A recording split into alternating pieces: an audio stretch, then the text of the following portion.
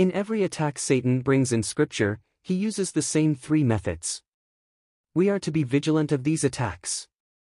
Method 1, lust of the flesh. Method 2, lust of the eyes. Method 3, the pride of life. We see these methods of attack used against Adam and Eve in Genesis. Lust of the flesh, and when the woman saw that the tree was good for food.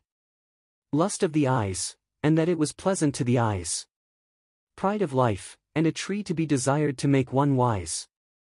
These three methods of attack caused mankind to fall into sin in the garden. She took of the fruit thereof, and did eat, and gave also unto her man with her, and he did eat. Satan tried to take advantage of this method with Yahushua as well.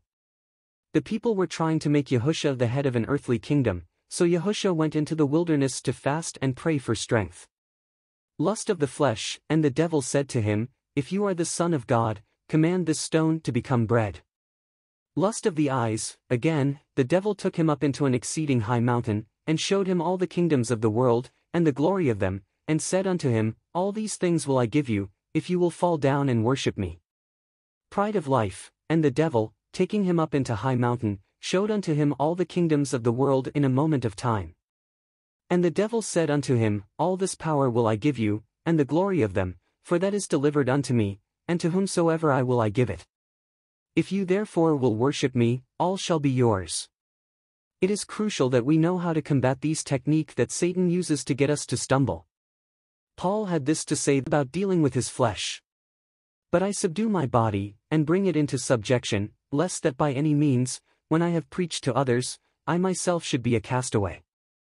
Scripture says they that are Messiah Yahushua's have crucified the flesh with the affections and lusts. If we live in the Spirit, let us also walk in the Spirit. And that if we walk in the Spirit, and ye shall not fulfill the lust of the flesh.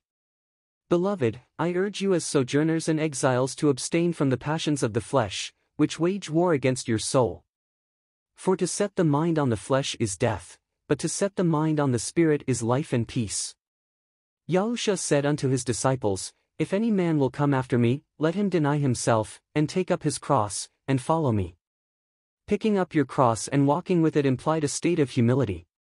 Being made to walk with your cross was something the Romans did to humiliate those that they were going to execute. They were basically paraded through town where they were likely mocked and humiliated on their way to execution. Humility is a vital part of picking up your cross and following Messiah Yahushua. Keep in mind that he did this willingly, and so we should be willing to also. Satan uses lust of the eyes to throw us off our game. I say unto you, that whosoever looks on a woman to lust after her has broken wedlock with her already in his heart. And if your right eye offend you, pluck it out, and cast it from you, for it is profitable for you that one of your members should perish, and not that your whole body should be cast into Gehenna. Proverbs has this to say about the lust of the eyes. Sheol and Abaddon are never satisfied. Nor are the eyes of man ever satisfied. Do not desire her beauty in your heart, nor let her capture you with her eyelids. Psalm says this, I will set no wicked thing before my eyes, I hate the work of them that turn aside, it shall not cleave to me. It is vitally important, especially in an information age, to be careful of what we watch. I have made a covenant with my eyes. As we grow in grace and knowledge of Yah, it is easy to be ensnared by pride. Pride is difficult to spot in ourselves and leaves us blind and in danger of destruction. Pride goes before destruction, and a haughty spirit before a fall. One's pride will bring him low, but he who is lowly in spirit will obtain honor. In the parable of the Pharisee and the tax collector. The Pharisee had made every effort to do the things commanded to him, but pride swelled up within him. The tax collector acknowledged his weakness and came before Yahweh with humility. Every great man of Yahweh was great because they acknowledged their weakness and depended on Yahweh for help. David was the only person in the Bible who is described as a man after Yah's own heart.